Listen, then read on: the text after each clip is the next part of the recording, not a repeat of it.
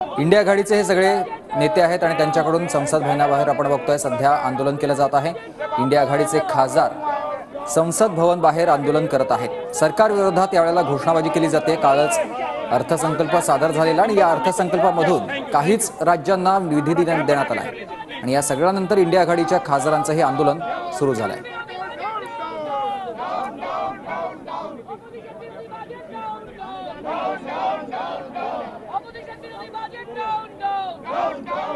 संदीप राजवळकर माझे सहकारी आपल्यासोबत थेट जोडले गेलेत। संदीप, आपण बघतोय सध्या इंडिया आघाडीच्या खासदारांकडून आंदोलन केलं जात आहे।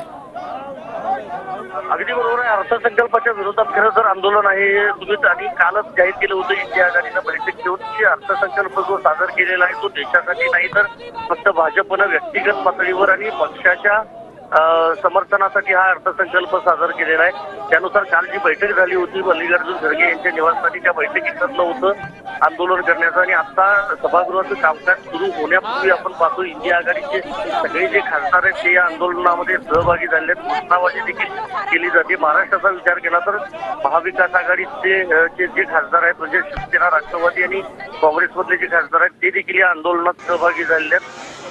एकंदरीतच काय तर आजचा अधिवेशनाचा तिसरा दिवस आहे आणि आजच्या दिवशी देखील विरोधक आक्रमक झाले आहेत। पहिल्या दिवशी देखील नीट परीक्षेवरून सरकारला घेरण्याचा प्रयत्न केला गेला होता।